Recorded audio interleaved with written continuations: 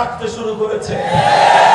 ইনশাআল্লাহ উলামায়ে কেরাম যদি এই আস্থার মর্যাদা দিতে জানে, আগামীর বাংলাদেশ হবে ইসলামের বাংলাদেশ। ইনশাআল্লাহ সুবহান ইনশাআল্লাহ আমি সচক্ষে দেখেছি আল্লাহর নুসরত এবং গায়েবী মদদ আমি সচক্ষে প্রত্যক্ষ করেছি। হকের উপর অটল থাকলে फिजाए बदर पैदा कर फरिश्ते तेरी नुसरत को, फिजाए बदर पैदा कर फरिश्ते तेरी नुसरत को उतर सकते हैं कतार अंदर कतार भी। आजो तुम्हें शेखुल हिंदर मतो माथाয় কাফনের কাপড় বাঁধো, আজো তুমি শেখুল ইসলাম মাদানির মতো বুকের মধ্যে হিম্মত ধারণ করো, আজো তুমি শেখুল হাদিসের মতো হুঙ্কার ছাড়ো, আজো তুমি প্রিন্সিপাল হাবিবুর রহমানের মতো দুঃসাহসী ভূমিকায় অবতীর্ণ হও। আজো আরশের মালিক রব্বুল আলামিন তোমার উপর সেভাবেই খোদার মদদ নাযিল করবে। আল্লাহর মদদ যখন আসবে দুনিয়ার সমস্ত বড় বড় শক্তিগুলো তোমার সামনে ভেজা বেড়াল হয়ে যাবে।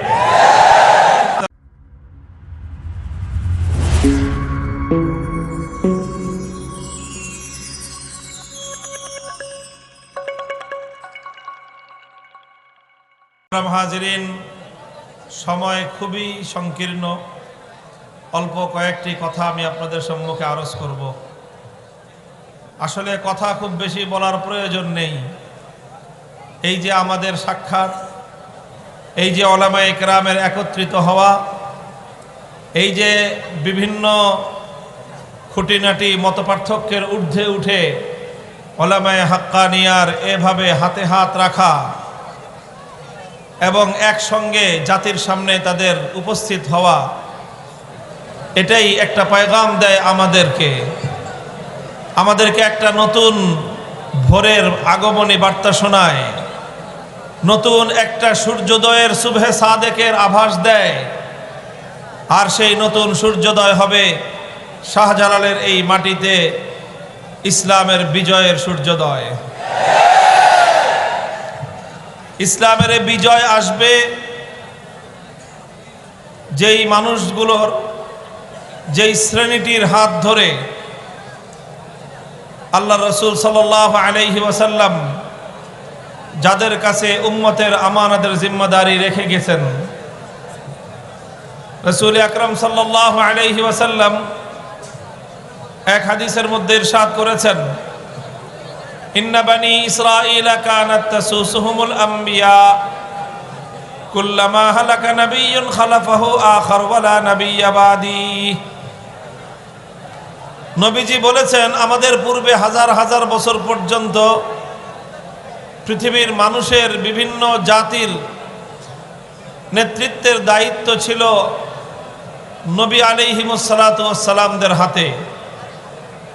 নবীগণ তারা জাতির নেতৃত্ব দিতেন, শুধু ধর্মীয় নেতৃত্ব নয়, জাগতিক নেতৃত্ব, রাজনৈতিক নেতৃত্ব, এটাও নবীদের হাতেই ছিল।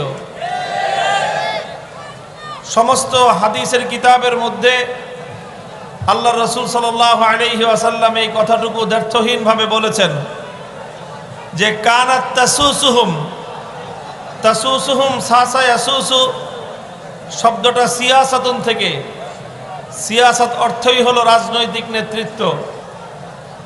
আল্লাহর পয়গম্বর বলেন, হাজার হাজার বছর পর্যন্ত এই পৃথিবীতে জাতিসমূহের রাজনৈতিক নেতৃত্বের দায়িত্ব ছিল নবীদের হাতে।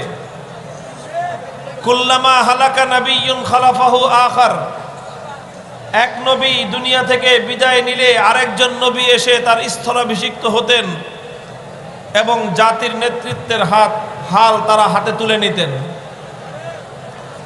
এভাবেই পৃথিবী পয়গম্বরদের মাধ্যমে সুচারু নেতৃত্বে পরিচালিত হয়েছে। পৃথিবীর সভ্যতা বিনির্মাণ হয়েছে আম্বিয়া আলাইহিমুস সালাতু ওয়াস সালামদের হাতে। পৃথিবীর মানব সভ্যতা উৎকর্ষ সাধন করেছে নবীদের নেতৃত্বে। কাজে এই পৃথিবী নবীদের নেতৃত্বের দ্বারাই সুসজ্জিত হয়েছে, সুশোভিত হয়েছে। আল্লাহ পাক রব্বুল আলামিন পয়গম্বরদেরকে পাঠিয়েছেন দুনিয়ার মানুষকে সুশৃঙ্খলভাবে সুন্দরভাবে তাদেরকে পরিচালিত করে দুনিয়াকে সামনের দিকে অগ্রসর করবার জন্য। আল্লাহ রাসূল সাল্লাল্লাহু আলাইহি ওয়াসাল্লাম বলেন, এভাবেই হাজার হাজার বছর পর্যন্ত জাতির নেতৃত্ব ছিল কাদের হাতে? কাদের হাতে? আম্বিয়া আলাইহিমুস সালাতু ওয়াস সালামদের হাতে।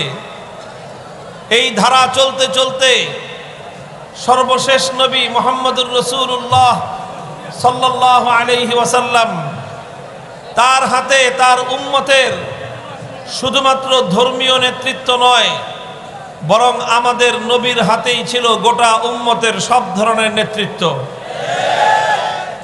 আমাদের নবী যেমনি ভাবে মসজিদের মেহরাবে দাঁড়িয়ে তিনি জামাতের ইমামতি করতেন, ঠিক তেমনি ভাবে তিনি মিম্বরে বসে কাজিল কুজাত হিসাবে, প্রধান বিচারপতি হিসাবে বিচার করতেন। আমাদের নবী যেমনি ভাবে মিম্বরে দাঁড়িয়ে খুতবা দিতেন, যখন মুজাহিদ বাহিনী নিয়ে, সৈনিকদেরকে নিয়ে জিহাদের রণাঙ্গনে যেতেন, তখন তিনি সেই রণাঙ্গনে সালারে আজম, প্রধান সেনাপতি হিসেবে গোটা সৈন্যবাহিনীকে তিনি নেতৃত্ব প্রদান করতেন। আমাদের যেই নবী মসজিদে নববীতে বসে তার উম্মতকে নসিহত করতেন,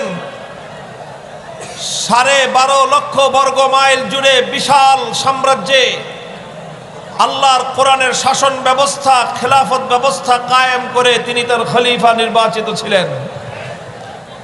মুহতারাম হাজিরিন, এভাবেই পয়গম্বরদের মাধ্যমে নেতৃত্বের এই ধারাবাহিকতা চলতে চলতে আখেরি নবী মুহাম্মদুর রাসূলুল্লাহ সাল্লাল্লাহু আলাইহি ওয়াসাল্লাম পর্যন্ত এসে উপনীত হয়েছে। এরপরে আল্লাহর নবী বলেন, ওয়ালা নাবিয়্যা বাদি, ওয়ালা নাবিয়্যা বাদি, আমার পরে আর কোন নবী আসবে না।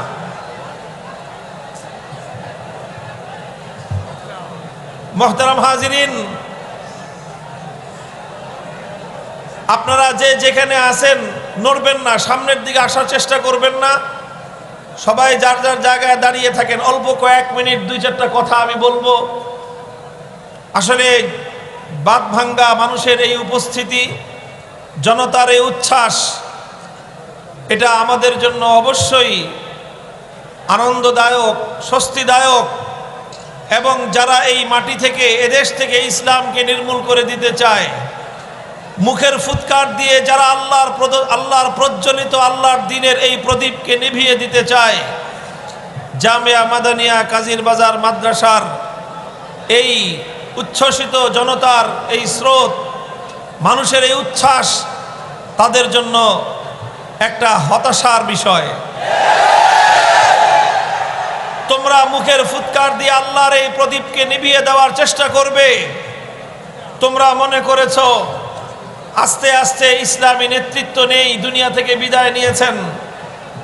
তোমরা মনে করেছো শাইখুল হাদিস নেই, খতিব ওবায়দুল হক রহমতুল্লাহ আলাইহি নেই, প্রিন্সিপাল হাবিবুর রহমান নেই, মুফতি ফজলুল হক আমিনী নেই, সর্বশেষ শাইখুল ইসলাম আল্লামা আহমদ শফি নেই। আর এটাই মনে হয় তোমাদের জন্য মোক্ষম সুযোগ। তোমরা এদেশে আলেম ওলামাদের টুটি চেপে ধরবে। তোমরা মনে করেছো আলেম ওলামাদের কণ্ঠ রুদ্ধ করে দিবে। তোমরা মনে করেছো প্রিন্সিপালের ইন্তেকালের সাথে সাথে বাংলাদেশ থেকে হকের আওয়াজ বলিষ্ঠভাবে উচ্চারণ করার সম্ভাবনা তিরোহিত হয়ে যাবে। তোমাদের জন্য আফসোস হয় যে তোমাদের এই দুঃস্বপ্ন, তোমাদের এই দিবাস্বপ্ন কোনোদিন পূরণ হবার নয়। সবাই দাঁড়ায় যান, সবাই দাঁড়ায় যান, দাঁড়ায় যান, দাঁড়ায় যান। নবী আসবে না। শেষ নবীর আগমনের মাধ্যমে নবুয়তের দুয়ার চিরতরে বন্ধ হয়ে গেল।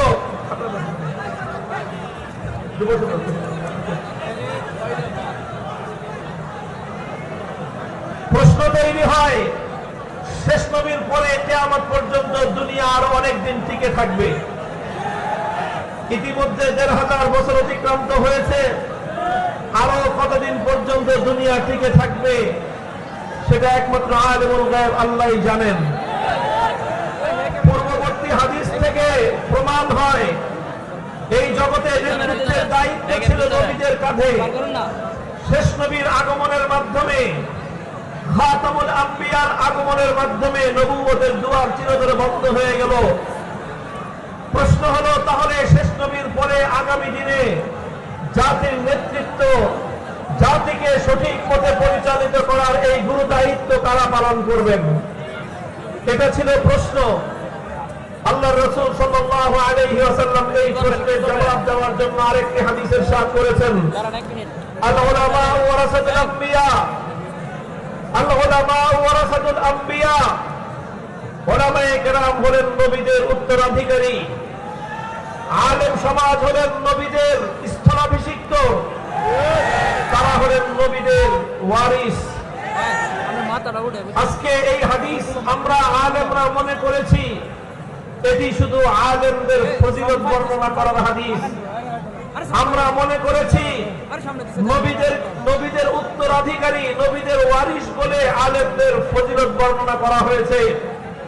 শাইখুল হাদিস আল্লামা আজিজুল হক রাহমাতুল্লাহি আলাইহি বলতেন, এই হাদিসের মধ্যে যতটা না আলেমদের মর্যাদা এবং ফজিলতের কথা বলা হয়েছে, তার চেয়েও বেশি আলেমদের কর্তব্যের কথা বলা হয়েছে। আল্লাহর নবী ওই প্রশ্নের জবাব এই হাদিসের মধ্যে দিয়েছেন। নবুয়তের সিলসিলা যখন বন্ধ হয়ে গেল, শেষ নবীর তিরোধানের পর থেকে কিয়ামত পর্যন্ত উম্মতের নেতৃত্ব দিবে কারা, সেই প্রশ্নের জবাব দিয়েছেন আল্লাহর নবী, আল উলামা ওয়ারাসাতুল আম্বিয়া। কিয়ামত পর্যন্ত দুনিয়াতে আর কোন নবী আসবেন না। কিয়ামত পর্যন্ত দুনিয়াতে নবুয়তের আর কোন নতুন ধারক বাহক আসবে না। কিয়ামত পর্যন্ত আল্লাহর পক্ষ থেকে আর কোন পয়গম্বরের আগমন ঘটবে না। তবে কিয়ামত পর্যন্ত নবীদের সেই গুরু দায়িত্ব, উম্মতকে, জাতিকে নেতৃত্ব দেওয়ার সেই দায়িত্ব পালন করবে আলেম সমাজ। মুহতারাম হাজিরিন, আল্লাহর নবী এই হাদিসের মধ্যে উম্মতে মুসলিমাকে লক্ষ্য করে একটি ইঙ্গিত দিয়েছেন, আর আলেম সমাজকে লক্ষ্য করে আরেকটি ইঙ্গিত দিয়েছেন। আমি এই দুটি ইঙ্গিতের কথা বলে আলোচনা সমাপ্ত করব। প্রথম ইঙ্গিত সাধারণ জনতার উদ্দেশ্যে, প্রথম ইঙ্গিত দুনিয়ার অন্যান্য সকল মানুষকে লক্ষ্য করে, আর দ্বিতীয় ইঙ্গিত হলো আলেম সমাজকে লক্ষ্য করে।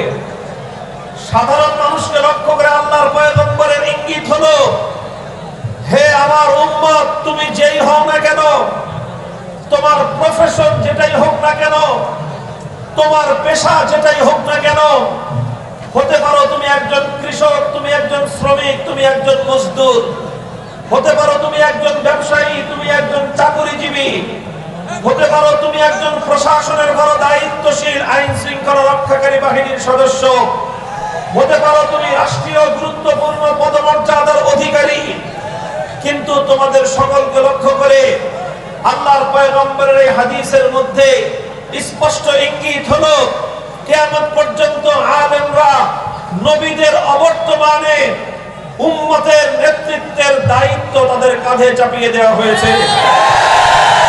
সুতরাং হে সাধারণ উম্মতে মুসলিমা, হে আল্লাহর পয়গম্বরের উম্মতেরা, তুমি যদি আখেরি নবীকে নবী বলে বিশ্বাস করে থাকো, তুমি যদি আখেরি নবীকে নবী বলে স্বীকার করে থাকো, তুমি যদি কিয়ামতের দিন আখেরি নবীর শাফাআত এবং তার সুপারিশের প্রত্যাশা করে থাকো, তাহলে নবীর উত্তরাধিকারী যারা আলেম সমাজ, তাদেরকে সেইভাবেই মূল্যায়ন করবে যেভাবে আল্লাহ নবী আলেমদের দায়িত্বে নেতৃত্বের দায়িত্ব তাদের কাঁধে তুলে দিয়ে গেছেন। আজকে বড় আফসোসের বিষয় হলো যে এই সমাজের মধ্যে আজকে একটি নতুন জাহেলিয়ত প্রতিষ্ঠিত হয়েছে। আমি এই জাহেলিয়তকে সমাজ থেকে উৎখাত করতে চাই। এটাই হলো আমার মিশন, এটাই হলো আমার ভিশন। আর এই জাহেলিয়তের বিরুদ্ধে কথা বলছি বলে আজকে আমার বিরুদ্ধে অনেকেই রুষ্ট। আমি তোমাদের প্রত্যেকের কাছে জীবনে পণ করেছি, শপথ করেছি, একজনকেই রাজি করব। একজনকে কেবল রাজি করার শপথ করেছি। যাকে রাজি করবার পণ করেছি, শপথ করেছি, তিনি হলেন আরশের মালিক রব্বুল আলামিন। তাকে রাজি করতে গিয়ে যা বলতে হয় তাই বলবো, তাকে রাজি করতে গিয়ে যা করতে হয় তাই করব। আমার কথায় যদি কেউ নারাজ হও, আমার কথায় যদি কেউ অসন্তুষ্ট হও, স্পষ্ট পয়গাম, আরশের মালিক রব্বুল ইজ্জতকে নারাজ করে অন্য কাউকে সন্তুষ্ট করা আমাদের পক্ষে সম্ভব নয়। কাজেই তোমাদের কাছে একই পয়গাম আমাদের, সাধারণ মানুষ উম্মতের আলেমকে ঠিক সেভাবেই ট্রিট করতে হবে, উম্মতের আলেমদেরকে সেভাবে মূল্যায়ন করতে হবে। আমি বারবার আজ এ কথাই বলছি, সারা বাংলাদেশে এ কথার আমি বারবার উচ্চারণ করছি, জাতির কর্ণকুহরে পয়গাম পৌঁছে দেওয়ার চেষ্টা করছি। সেটা হলো আজকের এই একবিংশ শতাব্দীর নতুন জাহেলিয়াত হলো যে আলেম সমাজকে যথাযথ মূল্যায়ন করতে প্রস্তুত নয়। কেউ আলেমদেরকে শুধুমাত্র মিলাদের হুজুর হিসেবে দেখতে চায়, কেউ আলেমদেরকে শুধু মসজিদের ইমাম হিসেবে দেখতে চায়, কেউ আলেমদেরকে শুধুমাত্র বিবাহ পড়ানোর কাজী হিসেবে দেখতে চায়, কেউ আলেমদেরকে শুধুমাত্র পিতামাতার মৃত্যুবার্ষিকীর খতমের মুনাজাতরত অবস্থায় দেখতে চায়। বেশির চেয়ে বেশি আলেমদেরকে মসজিদের মিম্বরে খুতবারত অবস্থায় দেখতে চায়। আবার সেই খুতবা কি হবে সেটাও তারা বলে দিতে চায়।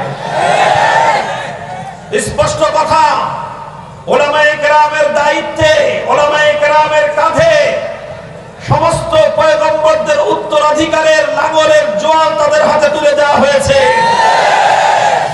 কাজে আলেমদেরকে সেভাবে মূল্যায়ন করতে হবে।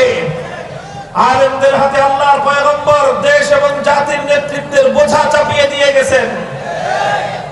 এটা হলো উম্মত এবং সাধারণ আওয়ামুন নাস, সাধারণ মানুষকে লক্ষ্য করে আল্লাহর নবীর ইঙ্গিত, উলামায়ে কেরামকে লক্ষ্য করে আল্লাহর পয়গম্বরের ইঙ্গিত হলো যে উলামায়ে কেরামের উপর আল্লাহর আখেরি নবী আস্থা রেখে গেছেন। আল উলামা ওয়ারাসাতুল আম্বিয়া, এই কথা বলে নবীজি আলেম সমাজের উপর আস্থা রেখেছেন। কি আস্থা রেখেছেন? যে আমরা নবীরা চলে যাচ্ছি, কিয়ামত পর্যন্ত আর কোন নবী আসবে না, কিন্তু উম্মতের উলামায়ে কেরাম সেই নবুয়তের জিম্মাদারি সামাল দিবে। উম্মতের উলামায়ে কেরাম নবুয়তের, নবীদের উত্তরাধিকারী হিসেবে আল্লাহর দ্বীনের হাল ধরবে। আল্লাহর দ্বীন যখনই যেই তাকাজা এবং যেই দাবি পেশ করবে, উম্মতের উলামায়ে কেরাম সেই দাবি পূরণ করার জন্য তারা প্রস্তুত হয়ে যাবে। মুহতারাম হাজিরিন, এই অনুভূতি থেকে আমরা এই কথা বলি, এই অনুভূতি থেকে আমরা এই কথা চিৎকার করি। তোমরা কেউ আমাদের উপর আস্থা রাখতে পারো আর না পারো, আল্লাহর নবী আমাদের উপর যে আস্থা রেখে গেছেন, উম্মতের যে আমানত আমাদের কাঁধে তুলে দিয়ে গেছেন, সারা দুনিয়াকে আমরা নারাজ করতে পারি, সারা দুনিয়াকে আমরা বেপরোয়া করতে পারি, সারা দুনিয়াকে আমরা উপেক্ষা করতে পারি, কিন্তু আল্লাহর নবী আমাদের উপর যে আস্থা এবং বিশ্বাস রেখে গেছেন, জীবন দিয়ে হলেও সে আস্থার মর্যাদা আমরা রক্ষা করতে চাই।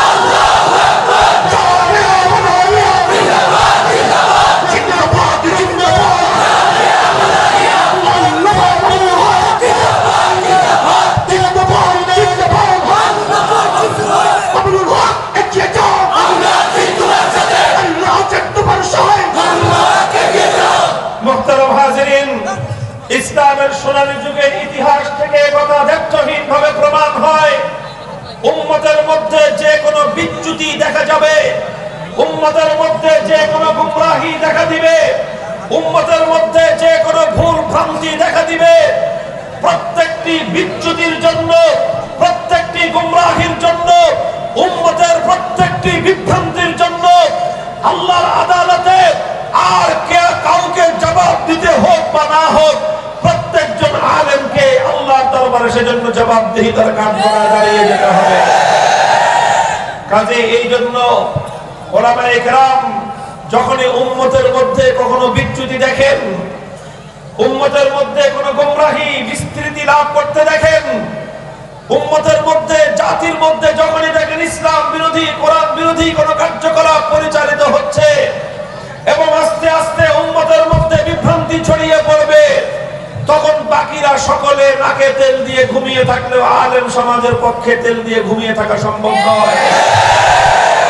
আলেম সমাজ কথা বলবেই, আলেম সমাজকে কথা বলতেই হবে। এই কথা বলতে গিয়ে, এই দায়িত্ব পালন করতে গিয়ে, আরে আলেম তো আলেম, নবীদের উপর দিয়ে যে ইতিহাস রচিত হয়েছে, যেই জুলুম আর নির্যাতনের দাস্তান রচিত হয়েছে, আল্লাহর রাসূল আলাইহিস সালামগণ যেই ত্যাগ আর কুরবানি স্বীকার করেছেন, পৃথিবীর ইতিহাস সেটা আজও ভুলে যায়নি। আমরা একথা জানি যে এই জিম্মাদারি আদায় করতে গিয়ে, হকের ঝান্ডা সমুন্নত করতে গিয়ে অনেক নবীকে রক্ত দিতে হয়েছে। হকের ঝান্ডা সমুন্নত করতে গিয়ে অনেক নবীকে জীবন দিতে হয়েছে। হকের ঝান্ডা সমুন্নত করতে গিয়ে অনেক নবীকে ফাঁসি কাস্টে ঝুলতে হয়েছে। হকের ঝান্ডা সমুন্নত করতে গিয়ে কোন কোন নবীকে করাতের দ্বারা দ্বিখণ্ডিত করা হয়েছে। পয়গম্বর আলাইহিস সালাতু ওয়াস সালামগণ করাতের আঘাতে দ্বিখণ্ডিত হয়েছেন, ফাঁসি কাস্টে ঝুলে মৃত্যুকে বরণ করেছেন, রক্ত দিয়েছেন, জীবন দিয়েছেন, কিন্তু নিজেদের দায়িত্ব পালন থেকে এক চুল পরিমাণ পিছপা হননি। মুহতারাম হাজিরিন, হযরতে উলামায়ে কেরাম, হাদিসের ব্যাখ্যাকারগণ হাদিসের স্পষ্ট ব্যাখ্যা লিখেছেন, যুগে যুগে সর্বযুগেই আলেমদের মধ্যে তিনটি শ্রেণী হয়। কয় শ্রেণী? আলেমদের মধ্যে তিন শ্রেণী হয়। এক নম্বর শ্রেণী তারা হয় যারা সময়ের প্রত্যেকটি হক কথা অকুণ্ঠ চিত্তে উচ্চ কণ্ঠে জাতির সামনে উচ্চারণ করে, কোন হিকমতের দোহাই দিয়ে, কোন হিকমতের দোহাই দিয়ে, কোন কৌশলের দোহাই এবং আশ্রয় দিয়ে হক কথা উচ্চারণ করতে তারা বিন্দু মাত্র পিছপা হন না। প্রত্যেক যুগে এই ধরনের উলামায়ে কেরাম থাকেন, আর এই উলামায়ে কেরাম হকের কথাগুলো জাতির সামনে উচ্চারণ করতে গিয়ে যখন কোনো বিভ্রান্তি আসে, যখন কোনো মুসলমানদের মধ্যে নতুন কোনো ফিতনা আবির্ভাব হয়, সেই ফিতনাকে দমন করবার জন্য, সেই গোমরাহিকে রুখে দেওয়ার জন্য উলামায়ে কেরাম ত্যাগ আর কুরবানির নজরানা পেশ করেছেন। ইতিহাস বড় লম্বা, আর এভাবেই ফিতনা নির্মূল করতে গিয়ে, উম্মতের মধ্যে হকের ঝান্ডা সমুন্নত করতে গিয়ে কখনো ইমামে আজম আবু হানিফাকে সময়ের অত্যাচারী শাসকের জিন্দানখানায় বন্দী হতে হয়েছে, বিষ প্রয়োগ করে শাহাদাতের মৃত্যুর দিকে তাকে ঠেলে দেওয়া হয়েছে। ইমামে মালিক সময়ের অত্যাচারী শাসকের দ্বারা নিগৃহীত হতে হয়েছে। ইমাম আহমদ ইবনে হাম্বল অত্যাচারী শাসকের দ্বারা জিন্দানখানায় বন্দী হয়েছেন। প্রতিদিন বেত্রাঘাত করে করে শরীর থেকে রক্ত ঝরানো হয়েছে। মুহাদ্দিস আযম সুফিয়ান সাউরি হকের ঝান্ডা সমুন্নত করতে গিয়ে দেশ ছাড়তে হয়েছে, দেশান্তরিত হতে হয়েছে। আমিরুল মুমিনিন ফিল হাদিস ইমাম বুখারী রাহমাতুল্লাহি আলাইহি সময়ের অত্যাচারী শাসকের সামনে ইলমে দ্বীনের আত্মমর্যাদা গৌরবকে সমুন্নত রাখতে গিয়ে বলেছিলেন, আমি বাদশার দরবারে ইলম নিয়ে যেতে পারবো না, বাদশার সন্তানকে যদি ইলম শিখতে হয় বুখারীর দরবারে এসে ফকিরের বেশে বসে আলেমের সামনে চাটাইয়ের উপর বসে ইলম শিখতে হবে। ইমাম বুখারী দরবারে গিয়ে ইলমের ফেরি করবে না। ইমাম বুখারীকে দেশ ছাড়তে হয়েছিল, বুখারা সামারকান্দাকে ছাড়তে হয়েছিল। সেই খারতান নামক এক নিভৃত পল্লীতে গিয়ে সময়টুকু অতিক্রম করে প্রিয় মাওলার সান্নিধ্যে চলে গিয়েছিলেন। ইমাম ইবনে তাইমিয়া হকের ঝান্ডা সমুন্নত করতে গিয়ে জুলুম স্বীকার করতে হয়েছে। আস্তে আস্তে শাইখুল মাহমুদ হাসান দেওবন্দি রাহমাতুল্লাহি আলাইহি হকের ঝান্ডা সমুন্নত করতে গিয়ে মাল্টার আন্দামান দ্বীপে তাকে কারাগার নির্যাতন হয়েছে শাইখুল ইসলাম হুসাইন আহমদ মাদানী রাহমাতুল্লাহ আলাইহি হকের সঙ্গে থাকার জন্য, হকের পক্ষে থাকার জন্য কারা নির্যাতন ভোগ করতে হয়েছে। আসেন শাইখুল হাদিস আল্লামা আজিজুল হক রাহমাতুল্লাহ আলাইহি হকের ঝান্ডা সমুন্নত করতে গিয়ে কারা নির্যাতন ভোগ করতে হয়েছে। বীর মুজাহিদ প্রিন্সিপাল আল্লামা হাবিবুর রহমান হক এবং হক্কানিয়াতের পক্ষে থাকতে গিয়ে তাকে বৃদ্ধ বয়সে, তাকে অসুস্থ অবস্থায় নির্মম নির্যাতন ভোগ করতে হয়েছে। আজকে শাইখুল হাদিস আল্লামা জুনায়েদ বাবু নগরী জীবনের ঝুঁকি নিয়ে হকের ঝান্ডা সমুন্নত করতে গিয়ে আল্লাহর নবীর ইজ্জতের হেফাজতের জন্য কারাগারের অন্ধকার প্রকোষ্ঠে তাকে দিনের দিবাদ করতে হয়েছে।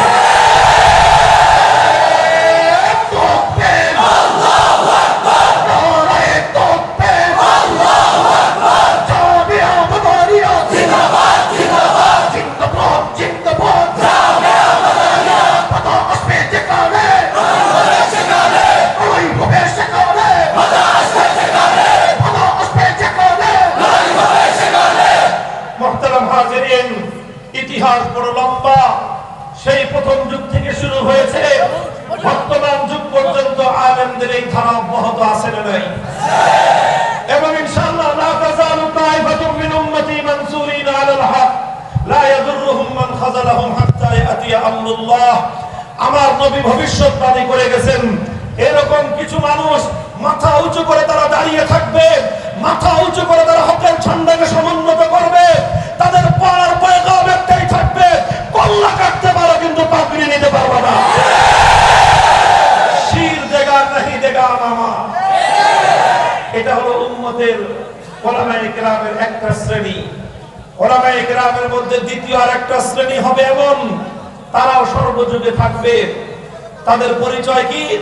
তাদের পরিচয় হলো তারা যা বলবে হক কথা বলবে, তারা যা বলবে হক কথা বলবে, বাতিল কোনো কথা তারা বলবে না, বলবে সব হক কথা, তবে সব হক কথা তারা বলবে না। যা বলবে হক বলবে, কিন্তু সব হক, কিছু কিছু হক তারা বলবেন না, কারণ বলতে গেলে জীবনের ঝুঁকি আসবে। এই জন্য জীবন রক্ষার তাগিদে, আত্মরক্ষার জন্য তারা কিছু কিছু হক কথা নীরবে থাকবেন, উচ্চারণ করবেন না। হকের কথা বুকের মধ্যে চাপা দিয়ে রাখবেন। তারা জনসম্মুখে হকের সেই তিক্ত কথাগুলো উচ্চারণ তারা করবে না। তবে তবে তারা কখনোই বাতিলের সাথে আপোষও করবে না। তারা বাতিলের সাথে হাত মেলাবে না। তারা পেছন দিয়ে ইসলামের পিঠে চুরিকাঘাত করবে না। গাদ্দারি আর বিশ্বাসঘাতকতা তারা করবে না। তবে তারা ঝুঁকিও নেবে না। গাদ্দারিও করবে না, আবার ঝুঁকিও নেবে না। তারা ওই সমস্ত হক কথাগুলো বলবে যেই সমস্ত হক কথা বললে কোনো সমস্যা নেই, আর যেই হক কথা বললে ঝুঁকি আসবে, সমস্যা আসবে, সেই হক কথাগুলো তারা এড়িয়ে যাবে। এটা হবে উম্মতের আলেমদের ম্যাক্সিমাম লোকজন। এরাও হক্কানি ধারা। এদের প্রথম পরিচয় হলো তারা কোনো বাতিলের সঙ্গে আপোষ করবে না, কোনো বাতিলের পক্ষ নিবে না, কোনো বাতিলকে সহযোগিতা করবে না, হকের পক্ষে থাকবে। তবে সব হক কথা মানুষের সামনে বলতে না পারলে কি হবে? শেষ রজনীতে আল্লাহর দরবারে দাঁড়িয়ে আল্লাহ পাক রব্বুল আলামিনের কাছে তারা চোখের পানি ছেড়ে দিয়ে সেই হকের কথাগুলো আল্লাহর কাছে বলবে, আর নিজের অক্ষমতার জন্য আল্লাহর কাছে ক্ষমা প্রার্থনা করবে। আর যারা হকের কথাগুলো উচ্চ কণ্ঠে উচ্চারণ করছে তাদের জন্য আল্লাহর দরবারে ফরিয়াদ করবে। এটা হলো উম্মতের উলামায়ে কেরামের দ্বিতীয় শ্রেণী। আর এই শ্রেণীর আলেম হবে কিয়ামত পর্যন্ত সবচেয়ে বেশি। আলহামদুলিল্লাহ, এই প্রথম শ্রেণী আর দ্বিতীয় শ্রেণী উভয় শ্রেণীর আলেমরাই হকপন্থী। আর ৩ নম্বর আরেকটা শ্রেণী যুগে যুগে হবে। তাদের কথাও হাদিসের ব্যাখ্যায় সমস্ত শরাহগুলোর মধ্যে শারহিনে কেরাম, হাদিস ব্যাখ্যাতাগণ বলেছেন তৃতীয় আরেকটি শ্রেণী হবে। তাদের নামও হবে আলেম, তাদের লেবাস সুরত হবে আলেমদের মতো। তবে তাদের পরিচয় কি? তাদের বৈশিষ্ট্য কি? তারা হলো আল্লাহর নবীর ভাষায় উলামা ও জামানিহিম শাররু মান তাহতা আদিমিস সামা। তারা হবে আসমানের নিচে জমিনের উপর সবচেয়ে নিকৃষ্টতম প্রাণী। এরা কারা? এরা হলো উলামায়ে সু, এরা হলো দরবারি আলেম। এরা কারা? এদের পরিচয় হলো ইয়াশতারুনা বিআয়াতিল্লাহি সামানান কালিলা। এরা দুনিয়ার সামান্য স্বার্থ উদ্ধার করবার জন্য আল্লাহর দ্বীনকে বিক্রি করবে। দুনিয়ার সামান্য স্বার্থ উদ্ধার করবার জন্য বাতিলের সঙ্গে আপোষ করবে। দুনিয়ার সামান্য স্বার্থ উদ্ধার করবার জন্য অত্যাচারীদেরকে উস্কানি দিবে। এরা দুনিয়ার সামান্য স্বার্থ উদ্ধার করবার জন্য আল্লাহর দ্বীনের স্বার্থকে জলাঞ্জলি দিবে। এইরকম কিছু আলেম নামধারী, এই ধরনের কিছু আলেম নামধারী দরবারি লোকজন এরাও কিয়ামত পর্যন্ত থাকবে। এই সকল আলেমদের হাত থেকে আল্লাহ পাক আমাদেরকে হেফাজত করেন। মুহতারাম হাজিরিন, এরাই হলো সবচেয়ে বড় অনিষ্টর মূল। আমি সর্বশেষ যে দৃষ্টান্ত দিয়ে আলোচনা শেষ করতেছি, বাদশাহ আকবরের কথা আমরা জানি। আকবর দ্য গ্রেট 50 বছর শাসন করেছিল মোগল সাম্রাজ্যের। আল্লাহর দ্বীন ইসলামকে ধ্বংস করবার জন্য নতুন একটা মতবাদ সে আবিষ্কার করেছিল, দ্বীন ইলাহি নামে। নতুন ধর্ম কুফরি মতবাদ। মুজাদ্দিদ আল-ফিসানি রাহমাতুল্লাহি আলাইহি, শেখ আহমদ সিরহিন্দি বাদশাহ আকবরকে বোঝাবার চেষ্টা করেছিলেন।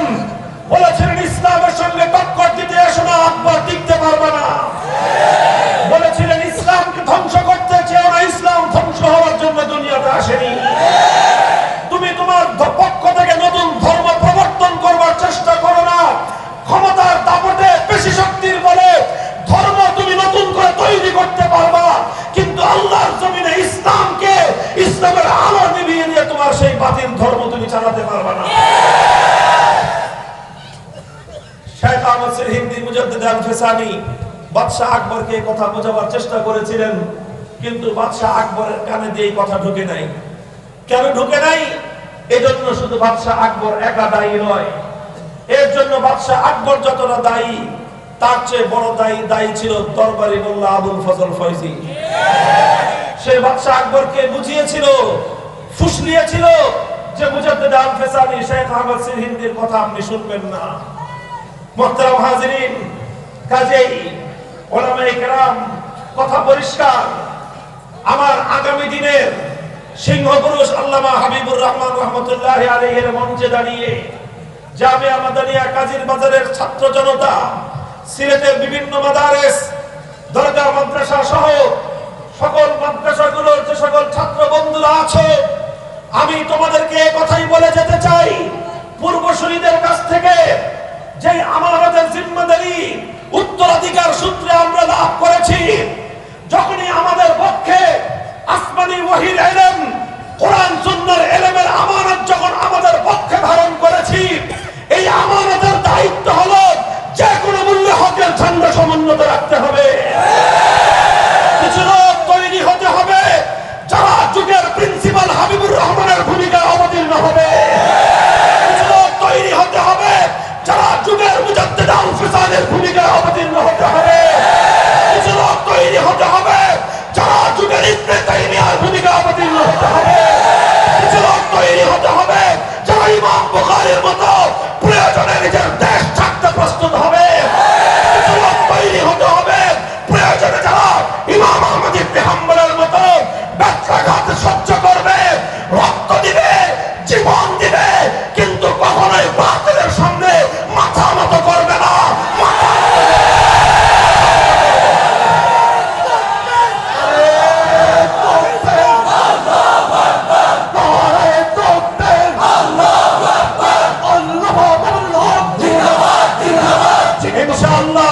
ইনশাআল্লাহ আমি সচক্ষে দেখেছি আল্লাহর নুসরত এবং গায়বী মদদ আমি সচক্ষে প্রত্যক্ষ করেছি। হকের উপর অটল থাকলে ফিজায়ে বদর पैदा कर फरिश्ते तेरी नुसरत को, फिजाए बदर पैदा कर फरिश्ते तेरी नुसरत को उतर सकते हैं कतार अंदर कतार अब भी। आजो তুমি শাইখুল হিন্দের মতো মাথায় কাফনের কাপড় বাঁধো, আজও তুমি শাইখুল ইসলাম মাদানির মতো বুকের মধ্যে হিম্মত ধারণ করো, আজও তুমি তুমি শাইখুল হাদিসের মতো হুঙ্কার ছাড়ো, আজও তুমি প্রিন্সিপাল হাবিবুর রহমানের মতো দুঃসাহসী ভূমিকায় অবতীর্ণ হও, আজও আরশের মালিক রব্বুল আলামিন তোমার উপর সেভাবেই খোদার মদদ নাযিল করবে। আল্লাহর মদদ যখন আসবে, দুনিয়ার সমস্ত বড় বড় শক্তিগুলো তোমার সামনে ভেজা বেড়াল হয়ে যাবে। আল্লাহ পাক রব্বুল আলামিন এই হক এবং হক্কানিয়তের ঝান্ডা নিয়ে আমাদেরকে সামনে অগ্রসর হওয়ার তৌফিক দান করেন। ইনশাআল্লাহ হকের পথে আছেন তো? থাকবেন তো ইনশাআল্লাহ? এভাবেই জনতার যে বাদ ভাঙ্গা উচ্ছ্বাস টেকনাফ থেকে তেতুলিয়া আমরা দেখতে পাচ্ছি। এই জাতির তরুণ প্রজন্ম আজকে আলেমদের উপর আস্থা রাখতে শুরু করেছে। ইনশাআল্লাহ উলামায়ে কেরাম যদি এই আস্থার মর্যাদা দিতে জানে, আগামীর বাংলাদেশ হবে ইসলামের বাংলাদেশ।